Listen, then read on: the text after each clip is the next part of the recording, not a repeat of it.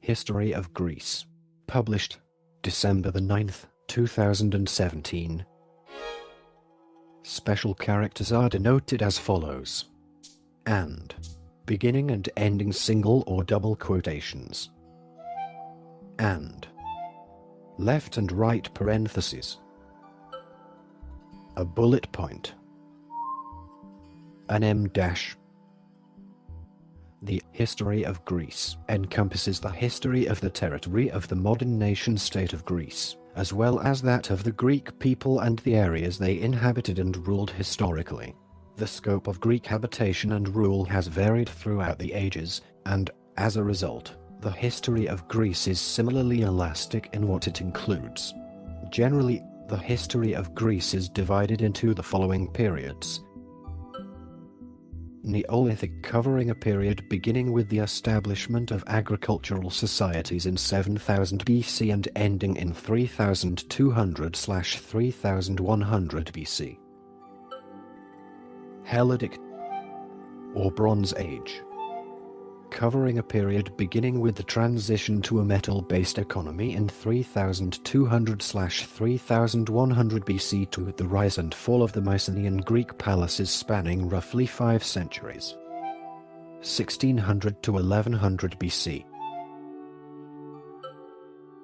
Ancient Greece, covering a period from the fall of the Mycenaean civilization in 1100 BC to 146 BC, spanning multiple subperiods including the Greek Dark Ages, or Iron Age, Homeric Age, Archaic period, the Classical period and the Hellenistic period.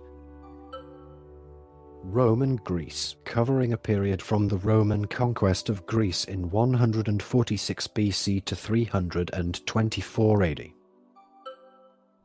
Byzantine Greece, covering a period from the establishment of the capital city of Byzantium, Constantinople, in 324 AD until the fall of Constantinople in 1453 AD. Ottoman Greece, covering a period from 1453 up until the Greek Revolution of 1821. Modern Greece, covering a period from 1821 to the present. At its cultural and geographical peak, Greek civilization spread from Greece to Egypt and to the Hindu Kush Mountains in Afghanistan. Since then, Greek minorities have remained in former Greek territories. For example, Turkey, Albania, Italy, Libya, Levant, Armenia, Georgia, etc. And Greek immigrants have assimilated into differing societies across the globe. For example, North America, Australia, Northern Europe, South Africa, etc. Nowadays most Greeks live in the modern states of Greece. Independent since 1821, and Cyprus. Part 1. Prehistoric Greece. Part 1. Prehistoric Greece. Chapter 1. Neolithic to Bronze Age. 7000–1100 BC. The Neolithic Revolution reached Europe beginning in 7000 to 6500 BC when agriculturalists from the Near East entered the Greek peninsula from Anatolia by island hopping through the Aegean Sea. The first Greek-speaking tribes, speaking the predecessor of the Mycenaean language, arrived in the Greek mainland sometime in the Neolithic era or the Bronze Age. The transition from the Greek Neolithic to the early Bronze Age, or early Helladic I, occurred gradually when Greece's agricultural population began to import bronze and copper and used basic bronze working techniques first developed in Asia Minor, with which they had cultural contacts, during the end of the 3rd millennium BC. Circa 2200 BC, early Helladic II I, the indigenous inhabitants of mainland Greece underwent a cultural transformation attributed to climate change, local events and developments. For example, destruction of the House of the Tiles, as well as to continuous contacts with various areas such as Western Asia Minor, the Cyclades, Albania and Dalmatia. Chapter 1, Neolithic to Bronze Age Section 1, Cycladic and Minoan Civilization. One of the earliest civilizations to appear around Greece was the Minoan civilization in Crete, which lasted from about c. 3000 BC. Early Minoan to c. 1400 BC, and the Helladic culture on the Greek mainland from circa 3200 over 3100 BC to 2000/1900 BC. Little specific information is known about the Minoans. Even the name Minoans is a modern appellation, derived from Minos, the legendary king of Crete, including their language, which was recorded on the undeciphered linear script. They were primarily a mercantile people engaged in extensive overseas trade throughout the Mediterranean region. Minoan civilization was affected by a number of natural cataclysms such as the volcanic eruption at Thera, c. 1628 to 1627 BC, and earthquakes, c. 1600 BC. In 1425 BC, the Minoan palaces, except Knossos, were devastated by fire, which allowed the Mycenaean Greeks, influenced by the Minoans' culture, to expand into Crete. The Minoan civilization which preceded the Mycenaean civilization on Crete was revealed to the modern world by Sir Arthur Evans in 1900, when he purchased and then began excavating a site at Knossos. Chapter 1, Neolithic to Bronze Age Section 2, Mycenaean Civilization. Mycenaean civilization originated and evolved from the society and culture of the early and middle Helladic periods in mainland Greece. It emerged in circa 1600 BC, when Helladic culture in mainland Greece was transformed under influences from Minoan Crete and lasted until the collapse of the Mycenaean palaces in c. 1100 BC. Mycenaean Greece is the late Helladic Bronze Age civilization of ancient Greece, and it is the historical setting of the epics of Homer and most of Greek mythology and religion. The Mycenaean period takes its name from the archaeological site Mycenae in the northeastern Argolid, in the Peloponnesos of southern Greece. Athens, Pylos, Thebes, and Tiryns are also important Mycenaean sites. Mycenaean civilization was dominated by a warrior aristocracy. Around 1400 BC, the Mycenaeans extended their control to Crete, center of the Minoan civilization, and adopted a form of the Minoan script called Linear A to write their early form of Greek. The Mycenaean nearest script is called Linear B, which was deciphered in 1952 by Michael Ventris. The Mycenaeans buried their nobles in beehive tombs, tholoi, large circular burial chambers with a high vaulted roof and straight entry passage lined with stone. They often buried daggers or some other form of military equipment with the deceased. The nobility were often buried with gold masks, tiaras, armor and jeweled weapons. Mycenaeans were buried in a sitting position, and some of the nobility underwent mummification. Around 1100 to 1050 BC, the Mycenaean civilization collapsed. Numerous cities were sacked and the region entered what historians see as a Dark Age.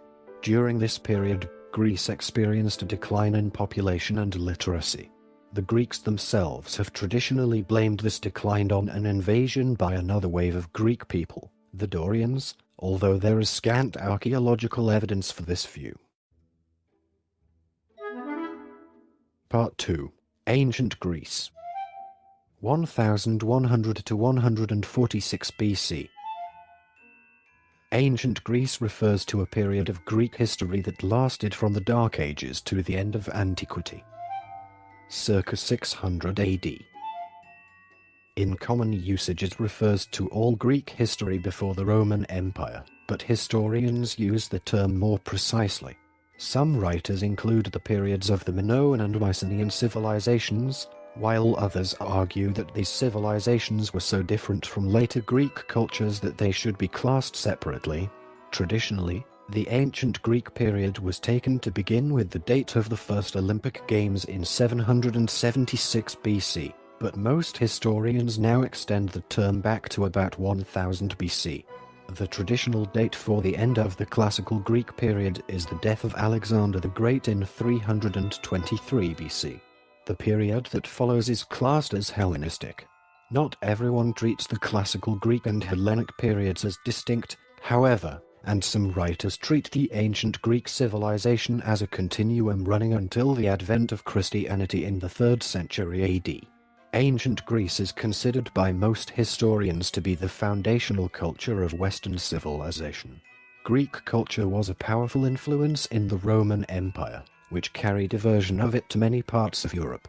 Ancient Greek civilization has been immensely influential on the language, politics, educational systems, philosophy, art and architecture of the modern world, particularly during the Renaissance in Western Europe and again during various neoclassical revivals in 18th and 19th century Europe and the Americas.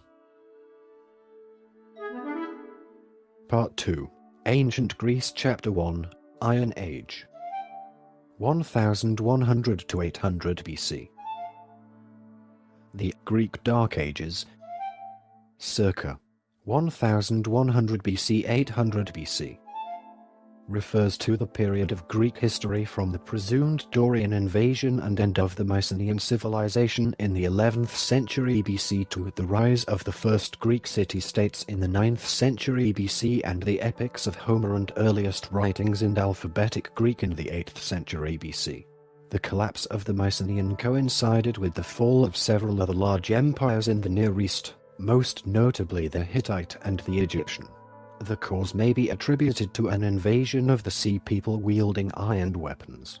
When the Dorians came down into Greece, they also were equipped with superior iron weapons, easily dispersing the already weakened Mycenaeans. The period that follows these events is collectively known as the Greek Dark Ages. Kings ruled throughout this period until eventually they were replaced with an aristocracy. Then still later, in some areas, an aristocracy within an aristocracy. An elite of the elite. Warfare shifted from a focus on cavalry to a great emphasis on infantry. Due to its cheapness of production and local availability, iron replaced bronze as the metal of choice in the manufacturing of tools and weapons. Slowly equality grew among the different sects of people, leading to the dethronement of the various kings and the rise of the family. At the end of this period of stagnation, the Greek civilization was engulfed in a renaissance that spread the Greek world as far as the Black Sea and Spain. Writing was relearned from the Phoenicians, eventually spreading north into Italy and the Gauls. Part 2. Ancient Greece Chapter 2, Archaic Greece. In the 8th century BC, Greece began to emerge from the Dark Ages which followed the fall of the Mycenaean civilization. Literacy had been lost and Mycenaean script forgotten, but the Greeks adopted the Phoenician alphabet, modifying it to create the Greek alphabet. From about the 9th century BC, written records begin to appear. Greece was divided into many small self-governing communities, a pattern largely dictated by Greek geography, where every island, valley and plain is cut off from its neighbors by the sea or mountain ranges. The Archaic period can be understood as the Orientalizing period, when Greece was at the fringe, but not under the sway, of the budding Neo-Assyrian Empire. Greece adopted significant amounts of cultural elements from the Orient, in art as well as in religion and mythology. Archaeologically, Archaic Greece is marked by geometric pottery.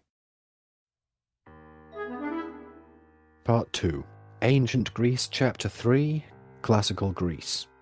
The basic unit of politics in ancient Greece was the polis, sometimes translated as city-state. Politics literally means the things of the polis, where each city-state was independent, at least in theory. Some city-states might be subordinate to others. A colony traditionally deferred to its mother city. Some might have had governments wholly dependent upon others. The 30 tyrants in Athens was imposed by Sparta following the Peloponnesian War. But the titularly supreme power in each city was located within that city. This meant that when Greece went to war, for example, against the Persian Empire. It took the form of an alliance going to war. It also gave ample opportunity for wars within Greece between different cities. Two major wars shaped the classical Greek world. The Persian Wars, 500 to 448 BC, are accounted in Herodotus' histories. By the late 6th century BC, the Achaemenid Persian Empire ruled over all Greek city-states and had made territorial gains in the Balkans and Eastern Europe proper as well. The Ionian Greek cities revolted from the Persian Empire through a chain of events, and were supported by some of the mainland cities, eventually led by Athens, to punish mainland Greece for its support of the Ionian cities, which uprising by that time had already been quelled. Darius I launched the first Persian invasion of Greece, which lasted from 492 BC till 490 BC. The Persian general Megabyzus resubjugated Thrace and conquered Macedon in the early stages of the war, but the war eventually ended with a Greek victory. Darius' successor, Xerxes I, launched the second Persian invasion of Greece. Even though at a crucial point in the war, the Persians briefly overran northern and central Greece, the Greek city-states managed to turn this war into a victory too. The notable battles of the Greco-Persian Wars include Marathon, Thermopylae, Salamis, and Plataea. To prosecute the war and then to defend Greece from further Persian attack, Athens founded the Delian League in 477 BC.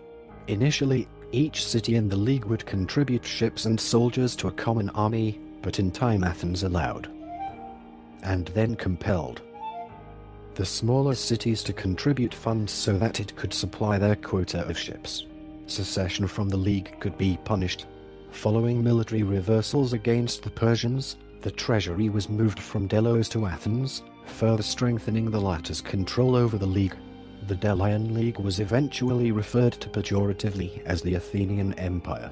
In 458 BC, while the Persian Wars were still ongoing, war broke out between the Delian League and the Peloponnesian League, comprising Sparta and its allies. After some inconclusive fighting, the two sides signed a peace in 447 BC. That peace was stipulated to last 30 years. Instead it held only until 431 BC, with the onset of the Peloponnesian War. Our main sources concerning this war are Thucydides' History of the Peloponnesian War and Xenophon's Hellenica. The war began over a dispute between Corcyra and Epidamnus. Corinth intervened on the Epidamnian side, fearful lest Corinth capture the Corcyran navy, second only to the Athenian in size. Athens intervened. It prevented Corinth from landing on Corcyra at the Battle of Sybota, laid siege to Potidaea, and forbade all commerce with Corinth's closely situated ally, Megara. The Megarian Decree. There was disagreement among the Greeks as to which party violated the treaty between the Delian and Peloponnesian leagues, as Athens was technically defending a new ally. The Corinthians turned to Sparta for aid, fearing the growing might of Athens, and witnessing Athens' willingness to use it against the Megarians. The embargo would have ruined them. Sparta declared the treaty to have been violated and the Peloponnesian War began in earnest. The first stage of the war, known as the Archdaemian War for the Spartan king, Archdaeus II, lasted until 421 BC with the signing of the Peace of Nissus. The Athenian general Pericles recommended that his city fight a defensive war, avoiding battle against the superior land forces led by Sparta, and importing everything needful by maintaining its powerful navy. Athens would simply outlast Sparta, whose citizens feared to be out of their city for long lest the Helots revolt. This strategy required that Athens end irregular sieges, and in 430 BC it was visited with an awful plague that killed about a quarter of its people, including Pericles. With Pericles gone, less conservative elements gained power in the city and Athens went on the offensive. It captured 300 to 400 Spartan hoplites at the Battle of Pylos. This represented a significant fraction of the Spartan fighting force which the latter decided it could not afford to lose. Meanwhile, Athens had suffered humiliating defeats at Delium and Amphipolis. The Peace of Nissus concluded with Sparta recovering its hostages and Athens recovering the city of Amphipolis. Those who signed the Peace of Nissus in 421 BC swore to uphold it for 50 years. The second stage of the Peloponnesian War began in 415 BC when Athens embarked on the Sicilian expedition to support an ally, Segesta, attacked by Syracuse and to conquer Sicily. Initially, Sparta was reluctant, but Alcibiades, the Athenian general who had argued for the Sicilian expedition, defected to the Spartan cause upon being accused of grossly impious acts and convinced them that they could not allow Athens to subjugate Syracuse. The campaign ended in disaster for the Athenians. Athens' Ionian possessions rebelled with the support of Sparta, as advised by Alcibiades. In 411 BC, an oligarchical revolt in Athens held out the chance for peace, but the Athenian navy, which remained committed to the democracy, refused to accept the change and continued fighting in Athens' name. The navy recalled Alcibiades, who had been forced to abandon the Spartan cause after reputedly seducing the wife of Agis II, a Spartan king, and made him its head. The oligarchy in Athens collapsed and Alcibiades reconquered what had been lost. In 407 BC, Alcibiades was replaced following a minor naval defeat at the Battle of Notium. The Spartan general Lysander, having fortified his city's naval power, won victory after victory. Following the Battle of Arginusae, which Athens won but was prevented by bad weather from rescuing some of its sailors, Athens executed or exiled 8 of its top naval commanders. Lysander followed with a crushing blow at the Battle of Aegospotami in 405 BC, which almost destroyed the Athenian fleet. Athens surrendered 1 year later, ending the Peloponnesian War. The war had left devastation in its wake. Discontent with the Spartan hegemony that followed, including the fact that it ceded Ionia and Cyprus to the Persian Empire at the conclusion of the Corinthian War, 395 to 387 BC. See Treaty of Antalcidas, induced the Thebans to attack. Their general, Epaminondas, crushed Sparta at the Battle of Leuctra in 371 BC, inaugurating a period of Theban dominance in Greece. In 346 BC, unable to prevail in its 10-year war with Phocis, Thebes called upon Philip II of Macedon for aid. Macedon quickly forced the city-states into being united by the League of Corinth, which led to the conquering of the Persian Empire, and the Hellenistic Age had begun. Part 2. Ancient Greece. Chapter 4. Hellenistic Greece. The Hellenistic period of Greek history begins with the death of Alexander the Great in 323 BC and ends with the annexation of the Greek peninsula and islands by Rome in 146 BC. Although the establishment of Roman rule did not break the continuity of Hellenistic society and culture, which remained essentially unchanged until the advent of Christianity, it did mark the end of Greek political independence. During the Hellenistic period, the importance of Greece proper, that is, the territory of modern Greece, within the Greek-speaking world declined sharply. The great centers of Hellenistic culture were Alexandria and Antioch, capitals of Ptolemaic Egypt and Seleucid Syria. See Hellenistic civilization for the history of Greek culture outside Greece in this period. Athens and her allies revolted against Macedon upon hearing that Alexander had died, but were defeated within a year in the Lamian War. Meanwhile, a struggle for power broke out among Alexander's generals, which resulted in the breakup of his empire and the establishment of a number of new kingdoms. See the Wars of the Diadochi. Ptolemy was left with Egypt, Seleucus with the Levant, Mesopotamia, and points east.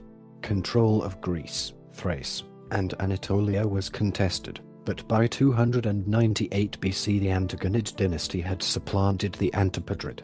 Macedonian control of the city-states was intermittent, with a number of revolts.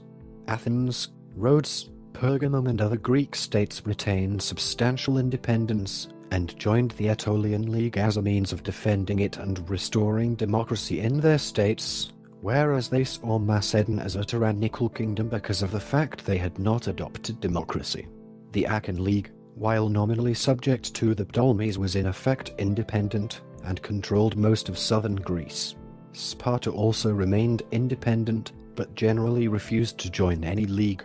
In 267 BC, Ptolemy II persuaded the Greek cities to revolt against Macedon, in what became the Crimenadan War, after the Athenian leader Crimenides. The cities were defeated and Athens lost her independence and her democratic institutions. This marked the end of Athens as a political actor, although it remained the largest, wealthiest and most cultivated city in Greece. In 225 BC, Macedon defeated the Egyptian fleet at Kos and brought the Aegean islands, except Rhodes, under its rule as well. Sparta remained hostile to the Achaeans, and in 227 BC invaded Achkar and seized control of the League. The remaining Achaeans preferred distant Macedon to nearby Sparta, and allied with the former. In 222 BC, the Macedonian army defeated the Spartans and annexed their city. The first time Sparta had ever been occupied by a different state. Philip V of Macedon was the last Greek ruler with both the talent and the opportunity to unite Greece and preserve its independence against the ever-increasing power of Rome. Under his auspices, the Peace of Naupactus, 217 BC, brought conflict between Macedon and the Greek leagues to an end, and at this time he controlled all of Greece except Athens, Rhodes and Pergamum. In 215 BC, however, Philip formed an alliance with Rome's enemy Carthage. Rome promptly lured the Achaean cities away from their nominal loyalty to Philip, and formed alliances with Rhodes and Pergamum, now the strongest power in Asia Minor. The First Macedonian War broke out in 212 BC, and ended inconclusively in 205 BC, but Macedon was now marked as an enemy of Rome. In 202 BC, Rome defeated Carthage, and was free to turn her attention eastwards. In 198 BC, the Second Macedonian War broke out because Rome saw Macedon as a potential ally of the Seleucid Empire, the greatest power in the east. Philip's allies in Greece deserted him, and in 197 BC he was decisively defeated at the Battle of Cynosophilae by the Roman proconsul Titus Quinctius Flaminius. Luckily for the Greeks, Flaminius was a moderate man and an admirer of Greek culture. Philip had to surrender his fleet and become a Roman ally, but was otherwise spared. At the Isthmian Games in 196 BC, Flaminius declared all the Greek cities free, although Roman garrisons were placed at Corinth and Chalcidice. But the freedom promised by Rome was an illusion. All the cities except Rhodes were enrolled in a new league which Rome ultimately controlled, and aristocratic constitutions were favored and actively promoted. Part 3. Rome and Greece. 146 BC 324 AD. Militarily, Greece itself declined to the point that the Romans conquered the land. 168 BC onwards. Though Greek culture would in turn conquer Roman life, although the period of Roman rule in Greece is conventionally dated as starting from the sacking of Corinth by the Roman Lucius Mummius in 146 BC, Macedonia had already come under Roman control with the defeat of its king, Perseus, by the Roman Aemilius Paulus at Pydna in 168 BC. The Romans divided the region into 4 smaller republics, and in 146 BC Macedonia officially became a province, with its capital at Thessalonica. The rest of the Greek city-states gradually and eventually paid homage to Rome, ending their de jure autonomy as well. The Romans left local administration to the Greeks without making any attempt to abolish traditional political patterns. The Agora in Athens continued to be the center of civic and political life. Caracalla last decree in 212 AD, the Constitutio Antoniniana, extended citizenship outside Italy to all free adult men in the entire Roman Empire, effectively raising provincial populations to equal status with the city of Rome itself. The importance of this decree is historical, not political. It set the basis for integration where the economic and judicial mechanisms of the state could be applied throughout the Mediterranean as was once done from Latium into all Italy. In practice, of course, integration did not take place uniformly. Societies already integrated with Rome, such as Greece, were favored by this decree, in comparison with those far away, too poor or just to alien such as Britain, Palestine or Egypt. Caracalla's last decree did not set in motion the processes that led to the transfer of power from Italy and the West to Greece and the East, but rather accelerated them, setting the foundations for the millennium-long rise of Greece, in the form of the Eastern Roman Empire, as a major power in Europe and the Mediterranean in the Middle Ages. Part 4, Byzantine Empire, 324-1453 AD. The history of the East Roman or Byzantine Empire is described by Byzantinist August Heisenberg as the history of the Christianized Roman Empire of the Greek nation. The division of the empire into East and West and the subsequent collapse of the Western Roman Empire were developments that constantly accentuated the position of the Greeks in the empire and eventually allowed them to become identified with it altogether. The leading role of Constantinople began when Constantine the Great turned Byzantium into the new capital of the Roman Empire, from then on to be known as Constantinople, placing the city at the center of Hellenism, a beacon for the Greeks that lasted to the modern era. The figures of Constantine the Great and Justinian dominated during 324 to 610. Assimilating the Roman tradition, the emperors sought to offer the basis for later developments and for the formation of the Byzantine Empire. Efforts to secure the borders of the empire and to restore the Roman territories marked the early centuries. At the same time, the definitive formation and establishment of the Orthodox doctrine, but also a series of conflicts resulting from heresies that developed within the boundaries of the empire marked the early period of Byzantine history. In the first period of the Middle Byzantine era, 610 to 867, the empire was attacked both by old enemies, Persians, Lombards, Avars and Slavs, as well as by new ones appearing for the first time in history, Arabs, Bulgars. The main characteristic of this period was that the enemy attacks were not localized to the border areas of the state, but they were extended deep beyond, even threatening the capital itself. At the same time, these attacks lost their periodical and temporary character and became permanent settlements that transformed into new states, hostile to Byzantium. Those states were referred by the Byzantines as Sclavinias.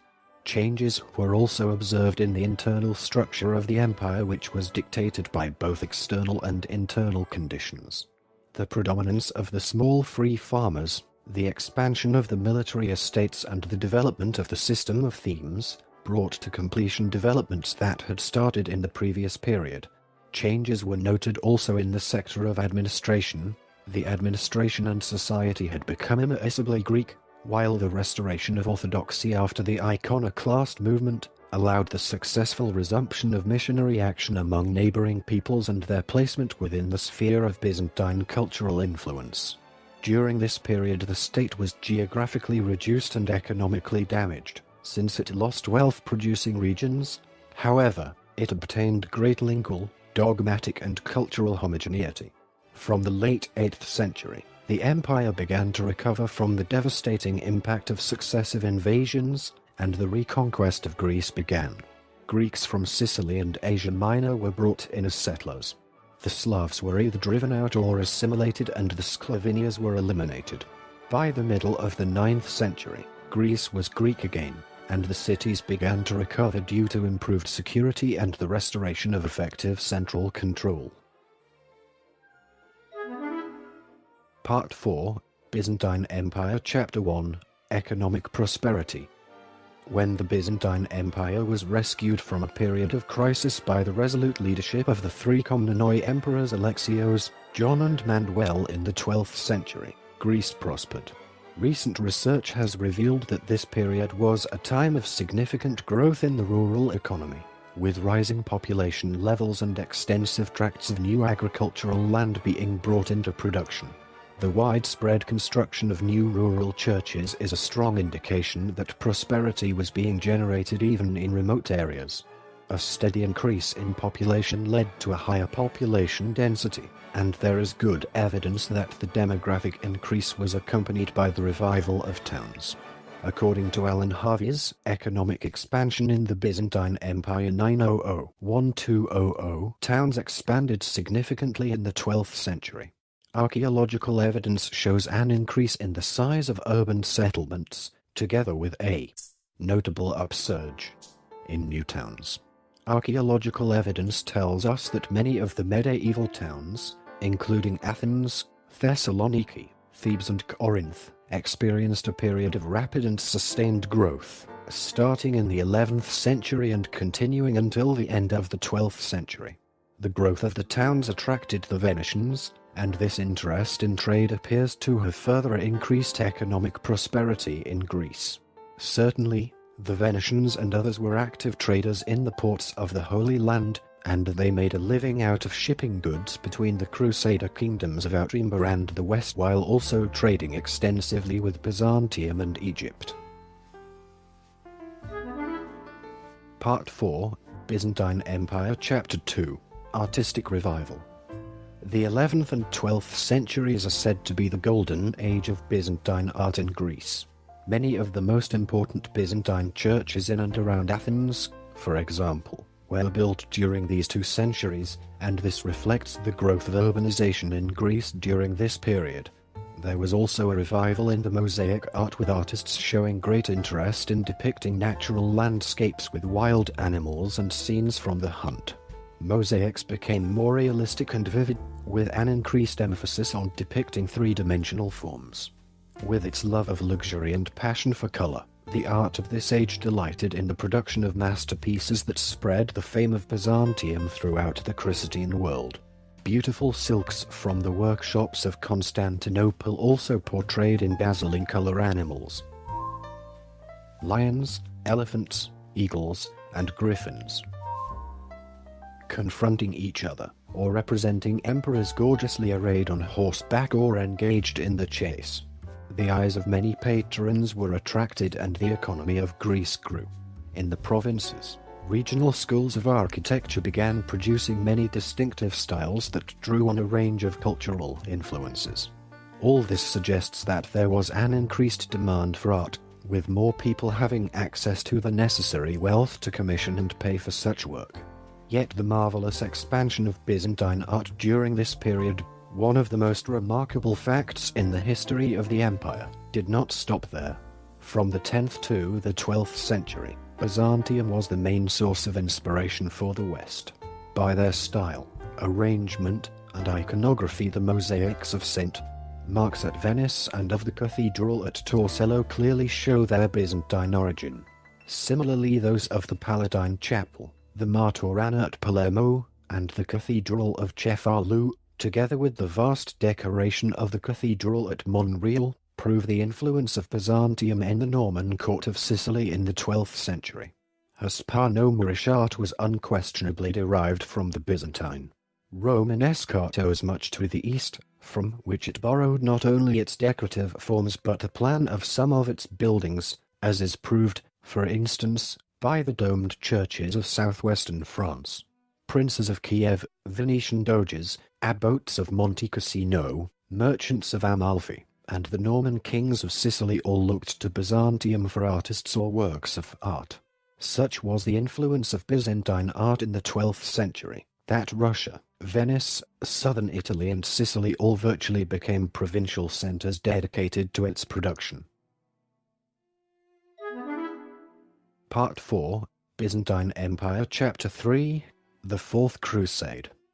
The year 1204 marks the beginning of the late Byzantine period, when Constantinople and a number of Byzantine territories were conquered by the Latins during the Fourth Crusade.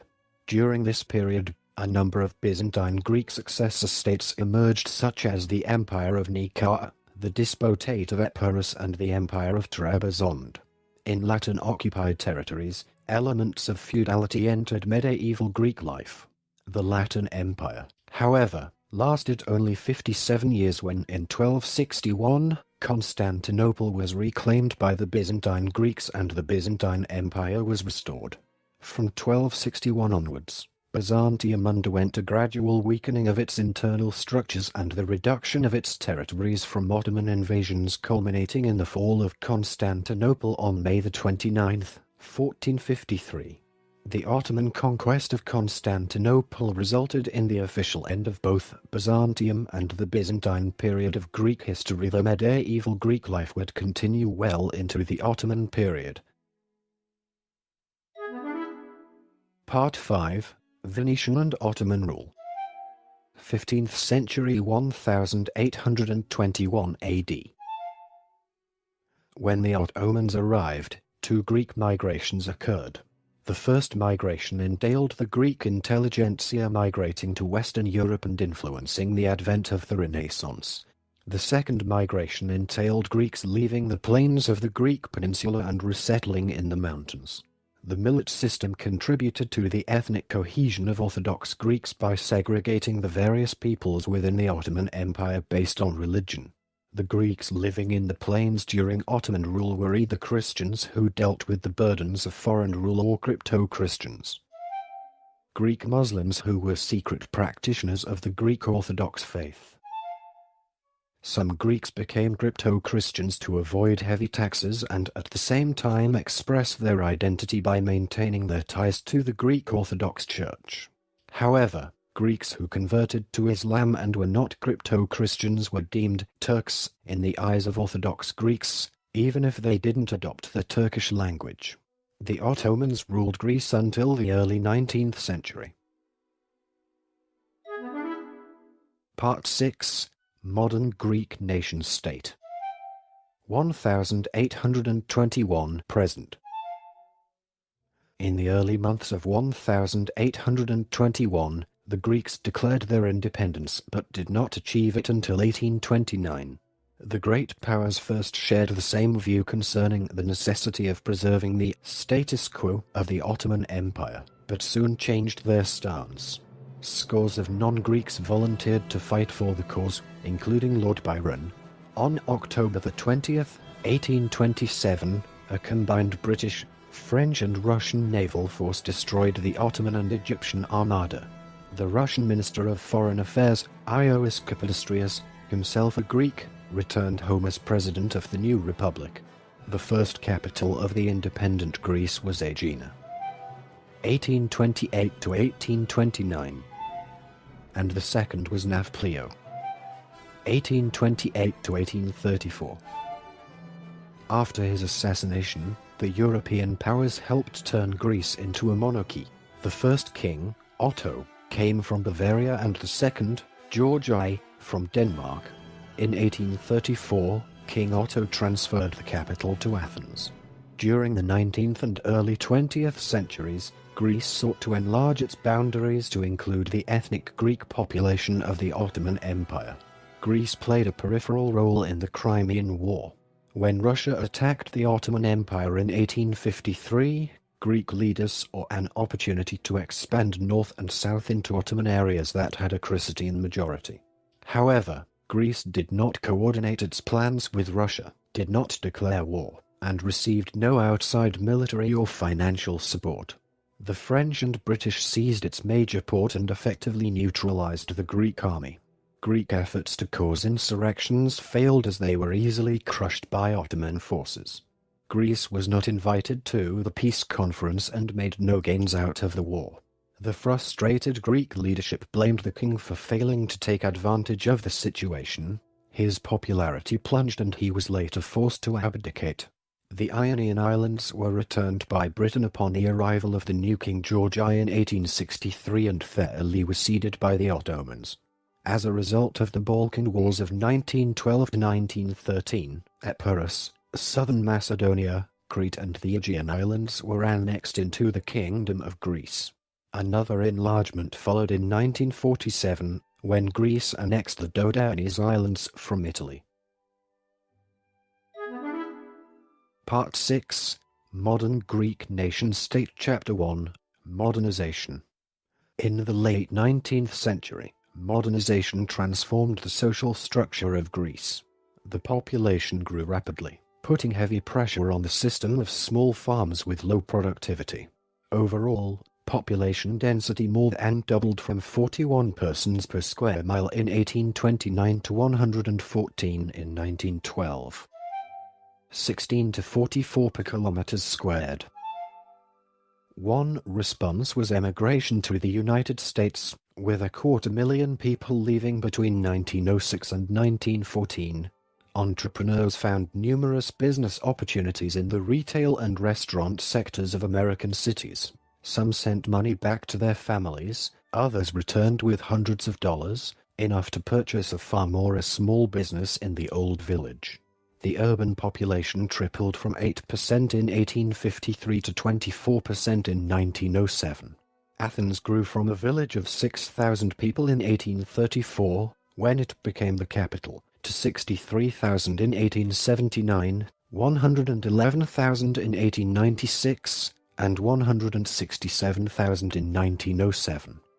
In Athens and other cities, men arriving from rural areas set up workshops and stores, creating a middle class. They joined with bankers, professional men, university students, and military officers to demand reform and modernization of the political and economic system. Athens became the center of the merchant marine, which quadrupled from 250,000 tons in 1875 to more than 1 million tons in 1915. As the cities modernized, businessmen adopted the latest styles of Western European architecture. Part 6. Modern Greek Nation-State Chapter 2. World War I and Greco-Turkish War. The outbreak of World War I in 1914 produced a split in Greek politics, with King Constantine I, an admirer of Germany, calling for neutrality while Prime Minister Eleftherios Venizelos pushed for Greece to join the Allies. The conflict between the monarchists and the Venizelists sometimes resulted in open warfare and became known as the National Schism. In 1916, the Allies forced Constantine to abdicate in favor of his son Alexander, and Venizelos returned as premier. At the end of the war, the great powers agreed that the Ottoman city of Smyrna, Izmir, and its hinterland, both of which had large Greek populations, be handed over to Greece. Greek troops occupied Smyrna in 1919, and in 1920 the Treaty of Sevres was signed by the Ottoman government. The treaty stipulated that in 5 years' time a plebiscite would be held in Smyrna on whether the region would join Greece. However, Turkish nationalists, led by Mustafa Kemal Ataturk, overthrew the Ottoman government and organized a military campaign against the Greek troops, resulting in the Greco-Turkish War. 1919 to 1922. A major Greek offensive ground to a halt in 1921, and by 1922 Greek troops were in retreat. The Turkish forces recaptured Smyrna on the 9th of September 1922, and setting the city ablaze and killing many Greeks and Armenians. The war was concluded by the Treaty of Lausanne, according to which there was to be a population exchange between Greece and Turkey on the basis of religion. Over 1 million Orthodox Christians left Turkey in exchange for 400,000 Muslims from Greece. The events of 1919 to 1922 are regarded in Greece as a particularly calamitous period of history. Between 1914 and 1923, an estimated 750,000 to 900,000 Greeks died at the hands of the Ottoman Turks, in what many scholars have termed a genocide. Part 6. Modern Greek Nation-State Chapter 3. World War II. Despite the country's numerically small and ill-equipped armed forces, Greece made a decisive contribution to the Allied efforts in World War II. At the start of the war, Greece sided with the Allies and refused to give in to Italian demands. Italy invaded Greece by way of Albania on the 28th of October 1940, but Greek troops repelled the invaders after a bitter struggle. See Greco-Italian War. This marked the first Allied victory in the war. Primarily to secure his strategic southern flank, German dictator Adolf Hitler reluctantly stepped in and launched the Battle of Greece in April 1941. Axis units from Germany, Bulgaria, and Italy successfully invaded Greece through Yugoslavia, forcing out the Greek defenders. The Greek government eventually decided to stop the fighting and thus stopped sending ammunition and supplies to the northern front, and the defenders were easily overrun. The Greek government then proceeded, as the Nazi forces came towards the capital of Athens, to leave for Crete and then Cairo. On the 20th of May 1941, the Germans attempted to seize Crete with a large attack by paratroopers, with the aim of reducing the threat of a counter-offensive by Allied forces in Egypt, but faced heavy resistance. The Greek campaign might have delayed German military plans against Soviet Union, and it is argued that had the German invasion of the Soviet Union started on the 20th of May 1941 instead of the 22nd of June 1941, the Nazi assault against the Soviet Union might have succeeded. The heavy losses of German paratroopers led the Germans to launch no further large-scale air invasions. During the Axis occupation of Greece, thousands of Greeks died in direct combat, in concentration camps, or of starvation. The occupiers murdered the greater part of the Jewish community despite efforts by Christian Greeks to shelter the Jews. The economy of Greece was devastated. When the Soviet army began its drive across Romania in August 1944, the German army in Greece began withdrawing north and northwestward from Greece into Yugoslavia and Albania to avoid being cut off in Greece. Hence, the German occupation of Greece ended in October 1944. The resistance group ELS seized control of Athens on the 12th of October 1944. British troops had already landed on the 4th of October in Patras and entered Athens at the 14th of October 1944. Christina Golta summarizes the devastation done to Greece during the war. Between 1941 and 1945, over 8% of the Greek population had died. Some 2,000 villages and small towns had been razed to the ground. Starvation was widespread due to the destruction of crops and worsened in many parts of Greece after liberation when agricultural laborers migrated to urban centers to escape politically inspired violence in the countryside. Trade either internally or externally had all but ceased. Most of Greece's merchant marine lay at the bottom of the sea, and motorized transport had been confiscated by the Axis occupiers. Part 6, Modern Greek Nation-State Chapter 4, Greek Civil War, 1944 to 1949. The Greek Civil War was the first major confrontation of the Cold War. It was fought between 1944 and 1949 in Greece between the nationalist/non-Marxist forces of Greece. Financially supported by Great Britain at first, and later by the United States, and the Democratic Army of Greece, ELS, which was the military branch of the Communist Party of Greece, KKE. The conflict resulted in a victory for the British and later US supported government forces, which led to Greece receiving American funds through the Truman Doctrine and the Marshall Plan, as well as becoming a member of NATO, which helped to define the ideological balance of power in the Aegean for the entire Cold War. The first phase of the Civil War occurred in 1942 to 1944. Marxist and non-Marxist resistance groups fought each other in a fratricidal conflict to establish the leadership of the Greek resistance movement. In the second phase, 1944, the ascendant communists, in military control of most of Greece, confronted the returning Greek government in exile, which had been formed under the auspices of the Western Allies in Cairo and originally included 6 KKE-affiliated ministers. In the third phase, commonly called the Third Round by the Communists, guerrilla forces controlled by the KKE fought against the internationally recognized Greek government, which was formed after elections were boycotted by the KKE. Although the involvement of the KKE in the uprisings was universally known, the party remained legal until 1948, continuing to coordinate attacks from its Athens offices until proscription. The war, which lasted from 1946 to 1949, was characterized by guerrilla warfare between the KKE forces and Greek governmental forces, mainly in the mountain ranges of northern Greece. The war ended with the NATO bombing of Mount Grammos and the final defeat of the KKE forces. The civil war left Greece with a legacy of political polarization. As a result, Greece also entered into an alliance with the United States and joined NATO, while relationships with its communist northern neighbors, both pro-Soviet and neutral, became strained. Part 6. Modern Greek Nation-State Chapter 5.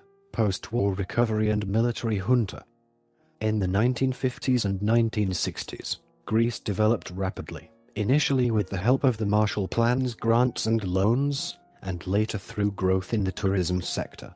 New attention was given to women's rights, and in 1952 suffrage for women was guaranteed in the constitution, full constitutional equality following, and Lina Teldari becoming the first female minister that decade. In 1967, the Greek military seized power in a coup d'état, overthrowing the centre-right government of Panagiotis Kanellopoulos. It established the Greek military junta of 1967 to 1974, which became known as the regime of the colonels. The junta government's succession to power led to an isolation to Greece from European affairs and froze Greece's entry to the European Union. In 1973, the regime abolished the Greek monarchy, and in 1974, dictator Papadopoulos denied help to the United States.